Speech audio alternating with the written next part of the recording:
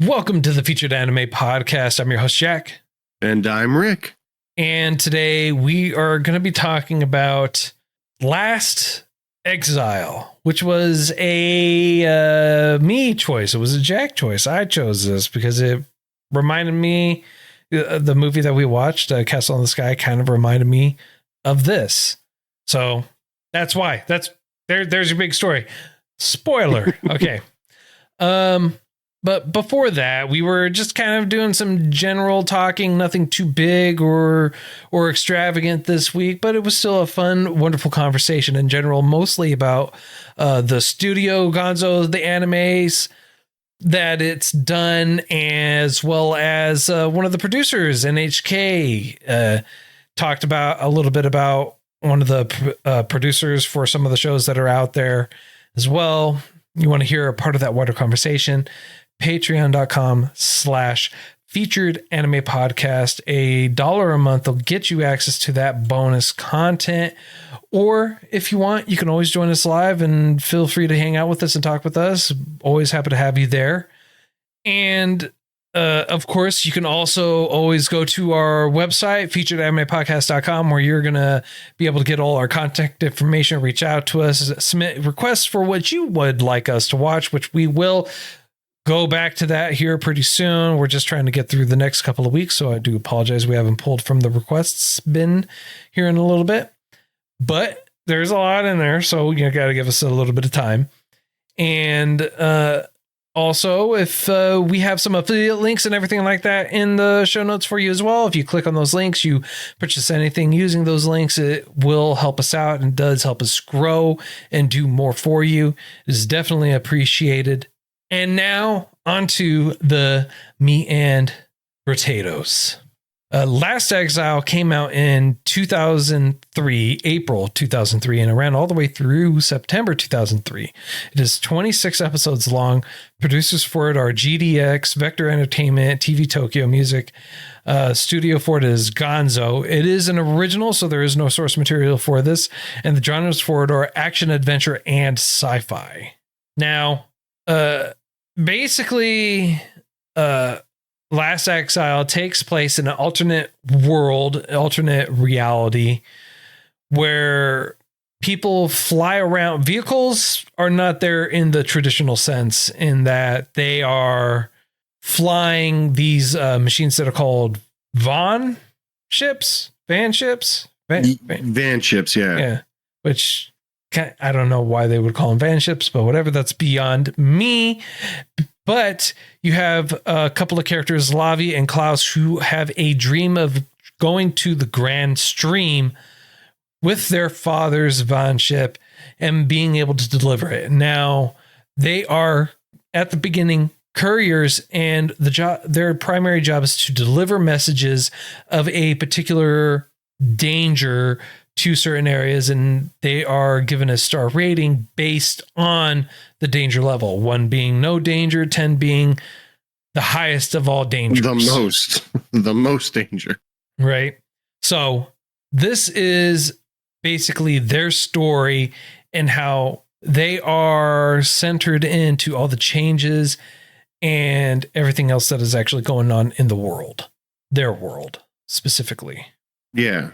So the way that I originally took it, first 5 episodes, I'm thinking that, this is going to be a rather generic, like, my father did this, now I did this, and you're not going to be as good as my dad, or I'm not going to be as good as my dad, or I'm living in my father's shadow. I'm going to find out it's not yes and no. You know what I mean? It's very similar to that. Their fathers are legends in the courier industry, but not so much as that the fathers are barring the way for them to make their own name. Yeah. Well, it's the thing is too, you also have to keep in mind their fathers died years ago, years and years. So it's not like they got to actually grow up with their fathers being couriers their whole lives. And then they got into it and they're trying to be as good as their fathers currently are. It's like, no, their fathers died because of it. One of the things is there's a lot for this show. I just want to kind of point out that there is a lot of conflicts of information. There's a lot of conflicts of viewpoints that they have.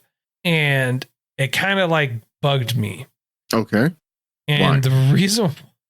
the reason why it did, and I don't know why it did so much, but it's like, so at the beginning they have a 3-star mission. They go on the mission. They do all this crazy stuff and everything like that. And basically they're getting away with murder, not literally, but they're getting Pretty away close. with murder. And they're like, hey, you know what? Good job, guys. Here's a thumbs up. It's like, all right, well, that's no. Also, at the exact same time, their viewpoints, their motives, their interactions, what they want to do, what they don't want to do, how they feel constantly changes throughout the entire series. And they contradict themselves sometimes in the same sentence. They'll contradict themselves at the exact same time. As people do, as is normal. Right. But I don't know, man. It just like, it was nice. It was a nice revisit for me. But at the same time, I'm kind of like, that was just dumb. There were, I will admit, so it's my first time watching it.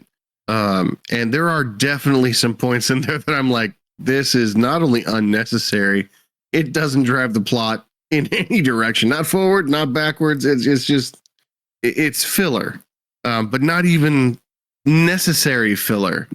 That being said, overall, it's not bad. And the conflict of what's good and bad and what's right and wrong, and even even in the assignment process, the conflict of what a 3-star looks like and what a 7-star, 10-star looks like. 7-star, 10-star.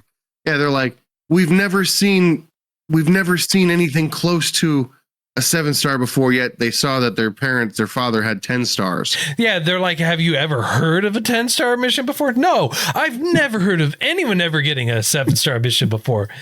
2 episodes later, our fathers flew a 10-star mission. It's like, yeah. But didn't you just say you've never heard of anyone ever having a 7-star mission or ever heard of a 7-star mission before? I've never heard of one before. Oh. And then they're reminiscing, like, the sky was so blue the day they told us our fathers died. And doing then a 10-star mission. Doing a 10-star mission. Oh, and then, my God. And then a man showed up and told us that our fathers died, and we never saw him again, except when we did. Well, like, well, to be fair, like when they did, they didn't know they did until later on when they found out that they did. That makes sense. You mean when they found out their whole life is a lie? Yeah, that's true. But, you know, we're jumping around and everything like that. I'll say this, but the story, honestly, it was very linear. It was very straightforward for it. They do very solid world building in this show. So you're not watching it and going, that can't be realistic or that can't happen. In the confines of the world and everything like that, it is totally plausible. Yeah. And I like how they do the world building for it. And it's not like a mesh between our world and their world. When you're looking at it, it's like, 100% theirs. Yeah, it's 100% theirs, 100% theirs. And when you're watching and you're like, oh, that's interesting that their Earth kind of looks like it's standing on scaffolding at the same time, but everyone's like, oh, this is our world and everything like that. And they're living as if it's completely normal because it is for them. And there's no cars. So you're not going to see like people driving in cars or anything like that, or a lot of really unusual animals or things like that. And as far as technology and how warfare is, it's very reminiscent. Chivalrous. Yeah. Very reminiscent of the 1700s. Civil War, where you fire volleys and they fire volleys, and you just got to stand there while you reload and pray to God they miss. Exactly. And it's not like they call it something very unique. They call it musketeers. It's like, oh, I am a musketeer. This is what I do. I fire a metal ball out of this gun and I hope for the best. Yeah. And we take turns. Exactly. And they, even if your side's losing. Yes. And they focus it is kind of like a mainstay, a constant throughout the entire series with them saying chivalry, chivalrous. There's honor in this, there's honor in that.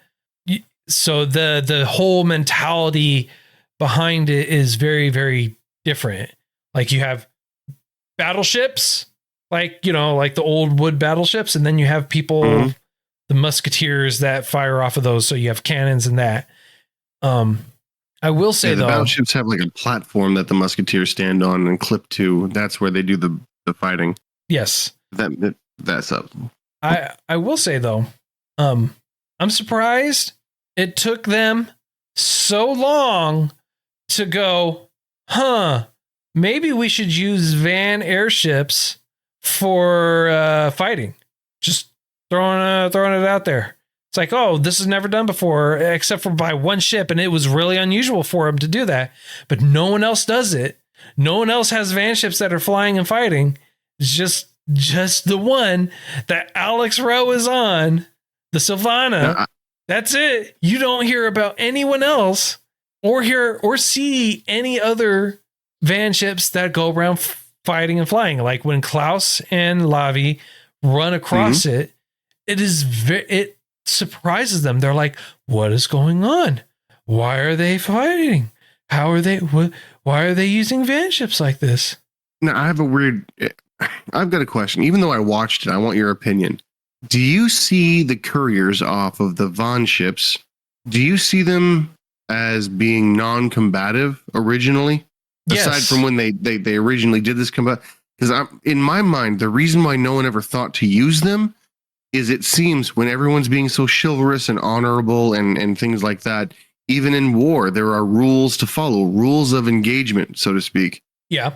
In my understanding of how things were, even though I'm rooting for the good guys here, using couriers essentially to fight, it seems kind of underhanded for no other reason than it seemed like when the couriers were flying, they were not being shot at, they were not being targeted, specifically because it felt like they had a rule of war that these people are not part of the fight.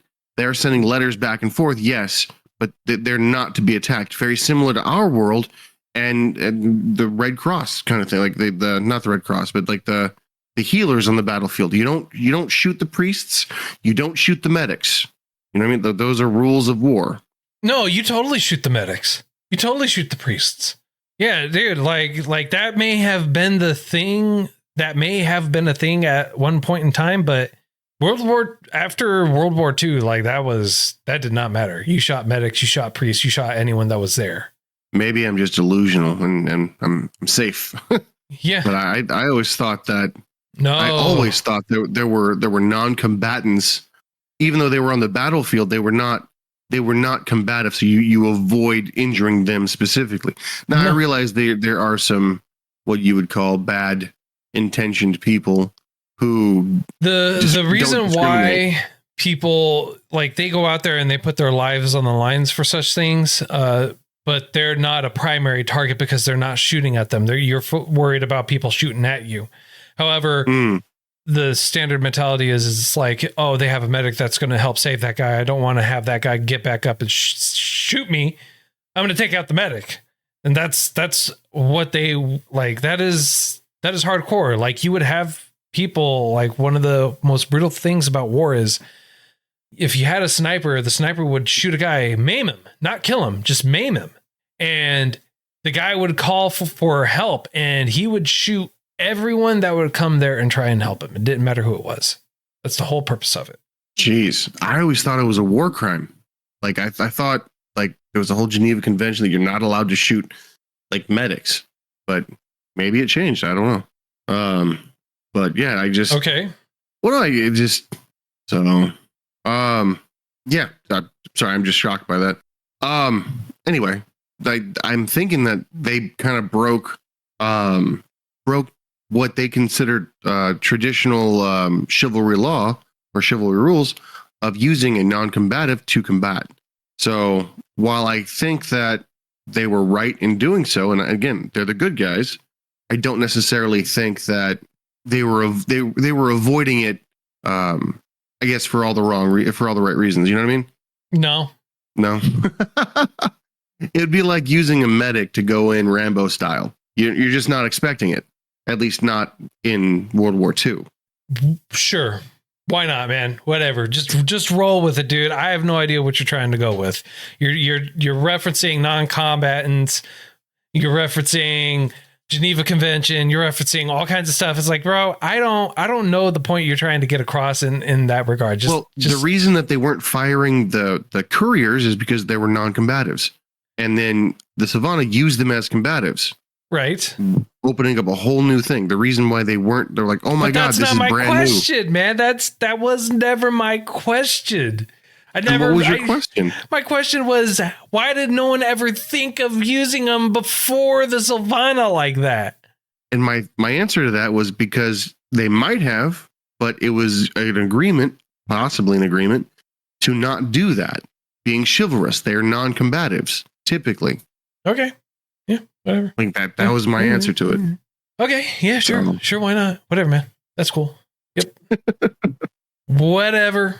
Anyway, yeah, and so they basically start this whole extra thing where they start loading up munitions onto these couriers.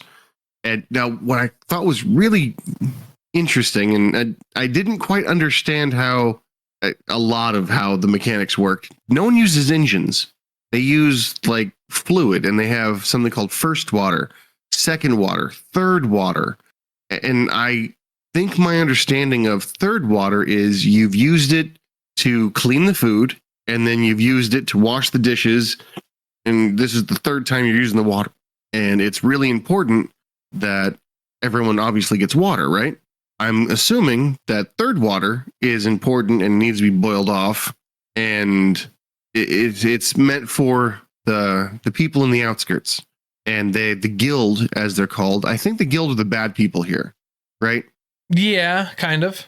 So their job originally is to give water to the outskirts, and the way that things go that way is later on in the show, the head of the guild is like, don't give anybody water anymore. They broke the rules. They want to go against us, then we're not going to give them water anymore. Shoot them down. Shoot down the convoys. And they're like, but they're our own convoys. And she goes, it's the will of your leader. It will be done, which is just straight evil to begin with. And now you're just taking away one of the only forms of life. And it's just crazy to me. And it solidified them being the bad guys. But were they always the bad guys? Probably not.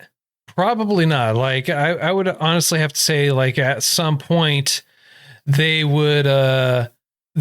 just became full of themselves and got to a point like that at some point.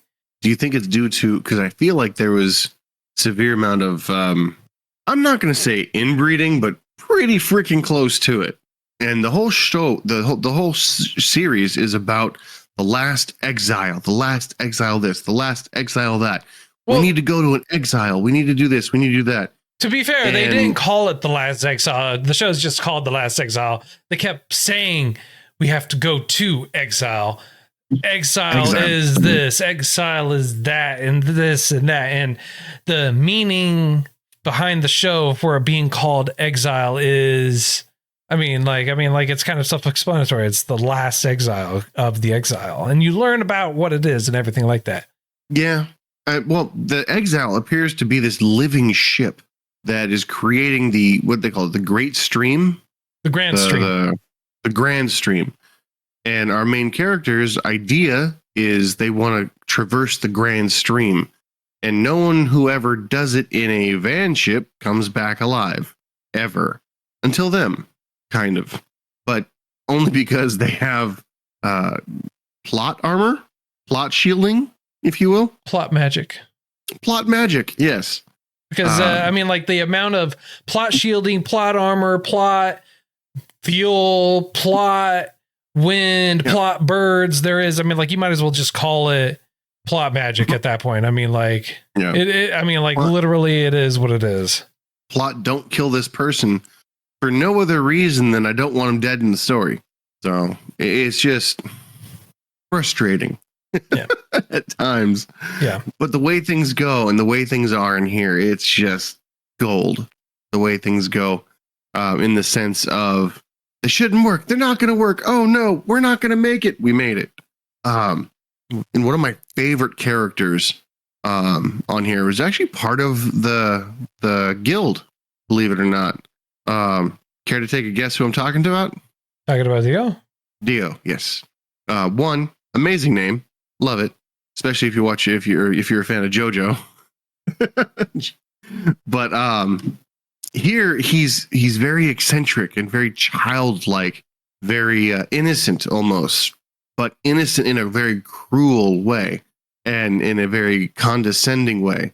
And in the first, I want to say maybe eight episodes, they have this race where literally what happens is you pull a lottery number, if you will, and you now are assigned this vehicle that's broken down. Your job is to fix it, to fly it for a minimum of 8 hours and be first. Yes. And the other thing is not everyone's actually able to complete the race. What's funny is I find it really hilarious. Like they go there, they try to compete in the race and everything like that. And they're like, oh yeah, no, we want you to do this. We want you to do that and everything like that. And then they just straight up leave them there. It's like, yo, we know you don't have a full tank of gas. You're going to make it to the finish line just barely. Deuces on how you get back to the ship. And that was it. I thought that was hilarious. I really did think that was hilarious that they just did them dirty. It was interesting. And then they won. But what I thought was kind of cool was Dio was like, if you win, I will learn if I win, I'll learn your name. And they're like, well, what do you mean? Don't you mean if I win? He says, no, it's not possible for me to lose. So when I win, my reward will be knowing your name. And then he ended up winning, or he ended up losing. And he's like, well, looks like you'll be Evil Man for the entire time. By the way, did you hear him Evil Man or Eagle Man? Evaman. Evaman. Okay. No, Evaman. I watched it in dubbed. Subbed was really, really hard for me. I'm not going to lie. But I watched it in dubbed and I thought it was Evil Man, but yeah, Evil Man. Engelman? No, Emul Men. Emul Men. IMMELMANN.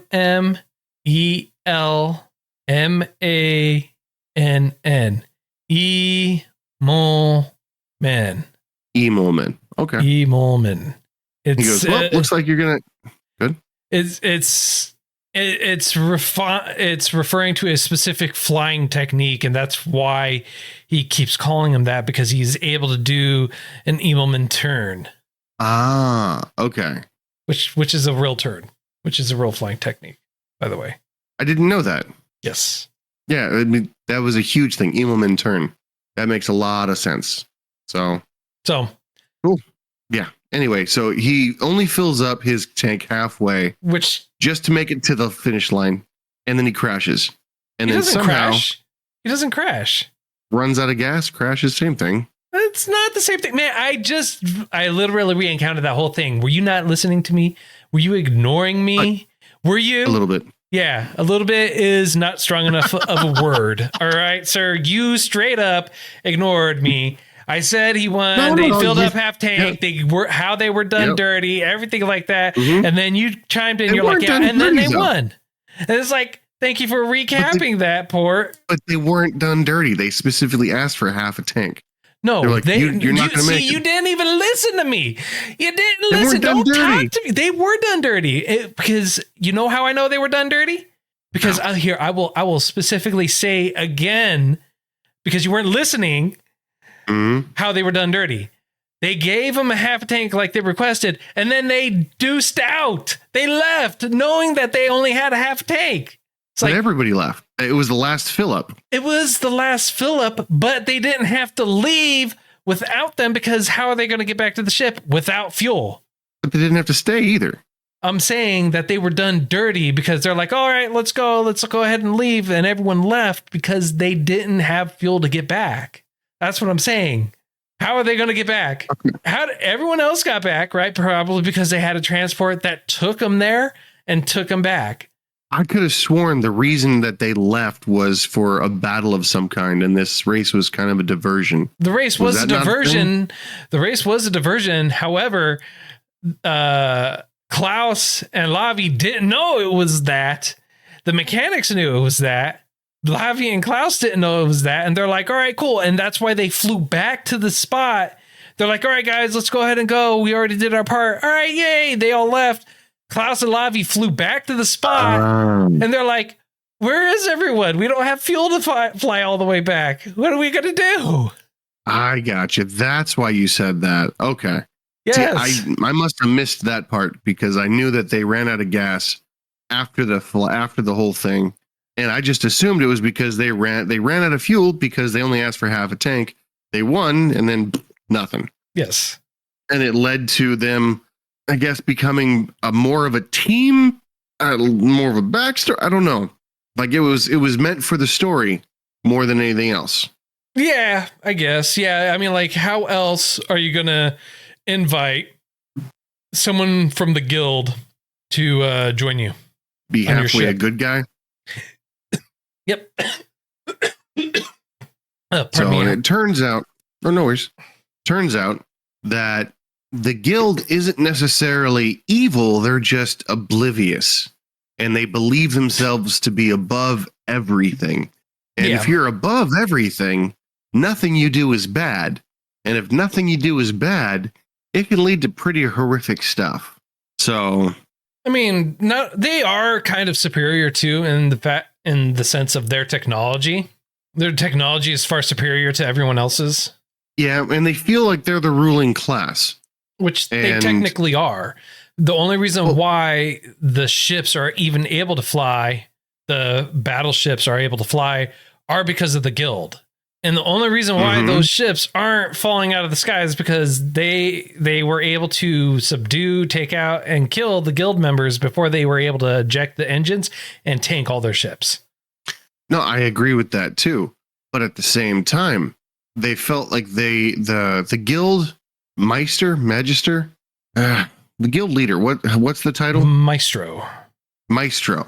So the maestro of the guilds specifically said later on in the show, of course, specifically said, if we don't keep you guys crawling in the mud, you're going to overpopulate everything. It's our job to make sure you don't get too abundant. Yeah. That seems like cattle more than anything else. Yeah, but they're not eating them. No, they're not. So, I mean, like, I wouldn't call them cattle per se. What would you call them then? Entertainment. Because if there's anything... Because Maestro Delphine, she would let things happen or let things go on or comment about how things are all funny or whatever, like talking about how they are entertaining. I guess when you're that above everything, the only thing you have left is entertainment. Makes sense, I guess. Yeah. I mean, what's funny is like the level of disconnect that they have from everyone that's there, because she's like, it takes hundreds of gallons of first water to clean this catfish off the mud off this catfish. It's like, you use water for that? Use first water just for that? Yeah, of course. Why wouldn't we? It's like, drink for water so that we were not dying of dehydration from the drought and everything? Because they're, like I said, they're drinking third water, which is, I can only imagine. I'm at best case scenario. It was used 2 times prior to them consuming it. Worst case scenario, it's the 3rd time they're consuming it. Or it could be the level of impurities that are in there and how dirty it is. That's closer to the better cases. I don't know why they call it 1st, 2nd, or 3rd water. Or 4th or 5th or anything like that. Yeah.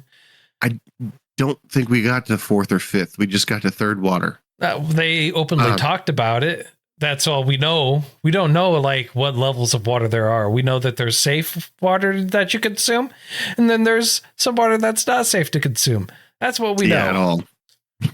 Right? Much like our world, right? There's some water that's safe for us to consume, and there's some water that's not safe for us to consume because of the toxins, impurities, or whatever that are in it. Parasites, things, all 100% that. fair with that. Yeah. All that wonderful, great stuff. The extra protein. Heck yeah. So some of the stuff that they mentioned over there, that nobles don't really care about water as much as the commoners do, because they waste water. They're like, oh yeah, I'm just going to drink it. It's fine. And the commoners, such as our main character, are like, don't throw it away. We need every drop.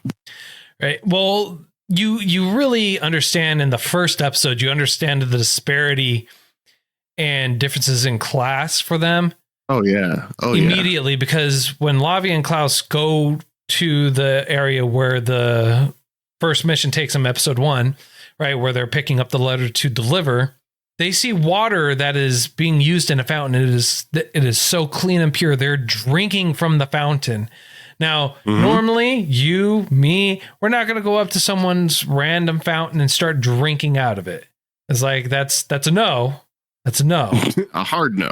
That's a hell no. But for them, they're like, this is great. This water's so clean. Look how pure it is and everything like that. And they're drinking it, just blown away. And it's like, oh, this bottling it. Yeah. They're like, we could use this water later on. And I think she actually keeps the water too. And it's like, here's some water. This is the best water around and everything. It's from that fountain. It's like, this is the best water ever. It's from a fountain. Yeah. Not even a fountain of youth. It's just a fountain that feeds a random garden of the noble. Right? I don't know. So kind of going towards the end here. One, I'm glad that we do get closure on everything. I'm glad that they round everything out so that way you have a better understanding of everything. They got amazing bookends here. It's a complete story. It is. It's a legitimately complete story to me. Yeah, it is a complete story. That is true. Like there is, like if they didn't come out with a second one or anything like that, I would 100% be okay with it. I really honestly would. But they did actually come out with the second one, so we're kind of we'll eventually watch it. Here. We're jumping the gun a bit, I know, but like I can't possibly think what kind of troubles and tribulations you can go through with the second season out of here. You know what, sir? I mean, their troubles and tribulations only going to grow far beyond what our wildest imagination is. And the reason why I say that is because at the end, you see exactly what kind of world that they're in. Oh, yeah. All right. So my only question is like, will it be that world or a different world? I don't want to give too much away. I have ideas, but I feel like it would spoil a lot. There you go. And I feel like you should definitely watch the viewer, you the listener, should definitely watch this 100%. Indeed. It's not a 10 from me, obviously, but it's really good. Fantastic story, decent animation, wonderful music. That was just a lot, like really good. And a plot that makes sense. Yeah. I mean, there are a lot of drawbacks to it. There are some things where you're watching it kind of aggravates you. How Klaus will act. He acts one way 1 second and he'll do a complete flip and change how he's acting another way in another second. But that's to be expected. Like, I understand why he's acting like that. They're teenagers. They're angsty. They're still figuring out their bodies and growing through life, trying to be the best pilots that they can. And I get it. All right. But that doesn't mean I have to like it. Yeah, I mean, they all think they're immortal, and thanks to plot armor, they kind of are. Well, it's not even that they think that they're immortal. They do a lot of stuff, and then they basically get away with being rewarded for it. For insubordination, for going around causing problems, doing all this other stuff, just being troublemakers. And they're like, hey, you know what? Thank you for being a troublemaker. Here's a reward. You're all right. You're okay. You're an out of the box thinker. It's like, you know what? Normally we would execute people for what you just did, but you know what? We're gonna give you a pat on the back. We're gonna fill up your van ship. We're gonna send you on your way with a pocket full of money. Thank you for being medal. Awesome. Yeah. Our main characters were at gunpoint more times in the first 10 minutes of not 10 minutes, more first 10 episodes, let's say that, then I think they were warranted that. But if you look at it like you're in a wartime area and any dissidents could disrupt your whole movement, yeah, I can see why. But geez, you got courage for sure. Indeed, man. Oh yeah, 100%. All right, man. I don't have too much more I can honestly say about this. What about you? I mean, there's without spoiling, no. All right, man. Without spoiling, not so much. All right. So on a scale of up to 10, sir, how would you rate this? This is getting a solid 8 from me. Not a 10 because there was a few things that I found a bit aggravating, such as the flip-floppy nature of our main characters and the inconsistencies. A glaring one is, my dad died doing a 10-star. Have you ever seen such a high number as a 7-star? So, yep. Like that. The reasons similar to that, but I highly recommend anybody and everybody to watch it.